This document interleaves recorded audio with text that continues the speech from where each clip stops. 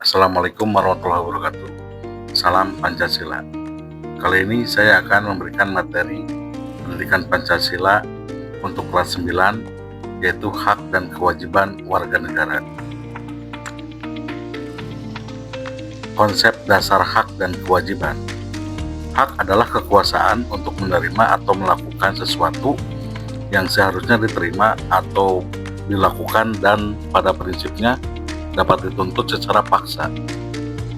Hak juga berarti sesuatu yang harus diperoleh secara universal oleh setiap orang, seperti hak hidup, pendidikan, dan berpendapat. Sementara kewajiban adalah beban untuk memberikan sesuatu yang seharusnya diberikan dan dapat dituntut secara paksa. Kewajiban adalah sesuatu yang harus dilaksanakan sebagai penyeimbang terhadap hak yang diterima seseorang. Jadi hak dan kewajiban tidak dapat dipisahkan. Hak dan kewajiban menurut para ahli.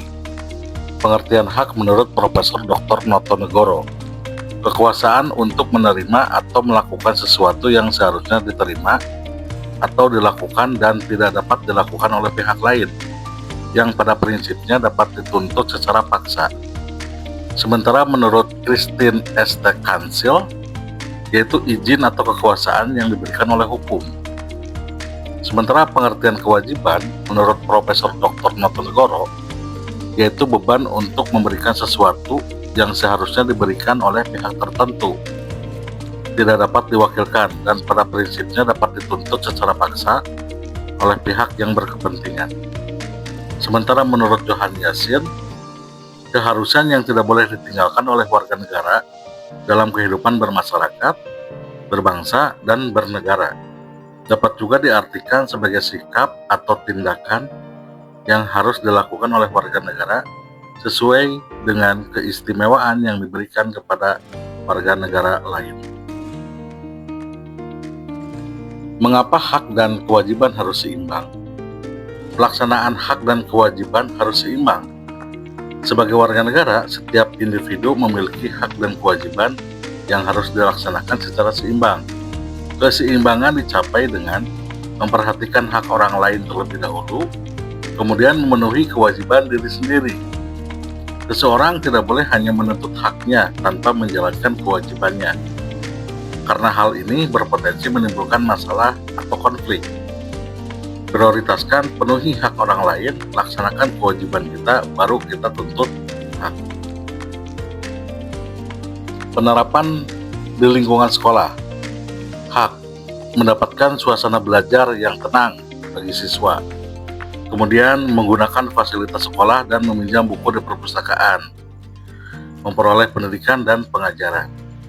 Nah, kemudian kewajiban siswa di sekolah menghormati guru, tenaga kependidikan, dan seluruh anggota sekolah. Kemudian menjaga dan merawat fasilitas sekolah dan belajar sungguh-sungguh. Sementara penerapan dalam keluarga dan bermasyarakat, dalam berkeluarga atau di dalam keluarga, hak anak mendapatkan kasih sayang, pendidikan, bimbingan, perlindungan, dan keamanan. Sementara kewajibannya yaitu menghormati semua anggota keluarga, membantu meringankan pekerjaan orang tua, mematuhi peraturan, dan selalu berkata jujur. Sementara di lingkungan masyarakat, bagi anak-anak yaitu memperoleh kedudukan yang sama di hadapan hukum, mengeluarkan pendapat, dan menjalankan ibadah. Sementara kewajibannya yaitu menjunjung hukum, mentaati peraturan, dan menjaga kelestarian serta keamanan lingkungan. Landasan konstitusional dalam Undang-Undang Negara Republik Indonesia tahun 1945. Hak dan kewajiban negara diatur dan dijamin secara konstitusional dalam Undang-Undang Dasar Negara Republik Indonesia tahun 1945. Hak dasar universal yang tidak dapat diambil oleh pihak manapun disebut hak asasi manusia. Menurut Undang-Undang Nomor 39 tahun 1999, hak asasi manusia wajib dihormati dan dilindungi oleh negara, hukum, pemerintah, dan setiap orang.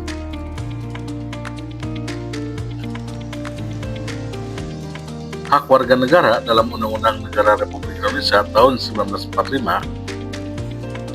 Contohnya terdapat dalam pasal 27 ayat 2, yaitu berhak atas pekerjaan dan penghidupan yang layak bagi kemanusiaan. Kemudian dijelaskan dalam pasal 28 huruf A, berhak untuk hidup serta mempertahankan hidup dan kehidupannya. Kemudian di pasal 28D ayat 1, berhak untuk atas pengakuan, jaminan, perlindungan, dan kepastian hukum yang adil serta perlakuan yang sama di hadapan hukum. Dan contohnya di pasal 28E ayat 1, bebas memeluk agama dan beribadat, memilih pendidikan, pekerjaan, dan tempat tinggal. Kemudian kewajiban warga negara dalam undang-undang, contohnya di pasal 27 ayat 1, wajib menjunjung hukum pemerintahan dengan tidak ada kecualinya. Kemudian di pasal 30 ayat 1, berhak dan wajib ikut serta dalam usaha pertahanan dan keamanan negara, yang juga disebutkan dalam pasal 27 ayat 3, wajib ikut serta dalam upaya pembelaan negara. Kemudian di pasal 28J ayat 2, wajib tunduk pada pembatasan yang ditetapkan undang-undang dengan maksud menjamin pengakuan serta penghormatan atas hak dan kebebasan orang lain, serta untuk memenuhi tuntutan yang adil sesuai pertimbangan moral, nilai-nilai agama, keamanan, dan ketertiban umum. Tantangan dan upaya keseimbangan. Tantangan yang sering muncul yaitu pelaksanaan hak dan kewajiban yang tidak seimbang, misalnya hanya menuntut hak tanpa melaksanakan kewajiban. Kemudian penyalahgunaan media sosial, terus ketidakpatuhan terhadap peraturan lalu lintas, dan perundungan atau bullying. Upaya keseimbangan yaitu wujudkan keseimbangan dengan melaksanakan kewajiban kita sendiri. Kita coba refleksi diri, apa yang kita lakukan akan kembali pada kita. Contohnya, jika ingin hidup sehat dan wajib menjaga lingkungan dengan membuang sampah pada tempatnya, itu kewajiban. Contoh, jika ingin beribadah tenang, itu hak.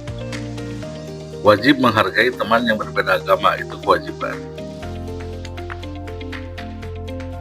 Penegakan hukum dan peradilan. Penegakan hak dan kewajiban dijamin melalui lembaga penegakan hukum dan peradilan seperti lembaga penegak hukum, kepolisian, kejaksaan, hakim, dan advokat. Lembaga peradilan yaitu peradilan umum, agama, militer, dan tata usaha negara. Kesimpulan, negara akan sejahtera dan aman apabila setiap warga negara melaksanakan hak dan kewajibannya sesuai ketentuan. Untuk menuntut hak, kita harus terlebih dahulu melaksanakan kewajiban kita. Mari bersama-sama wujudkan keseimbangan demi pembangunan bangsa. Terima kasih. Sekian materi mata pelajaran pendidikan Pancasila tentang hak dan kewajiban. Silakan untuk mengisi contoh soal yang ada di video ini. Terima kasih. Assalamualaikum warahmatullahi wabarakatuh.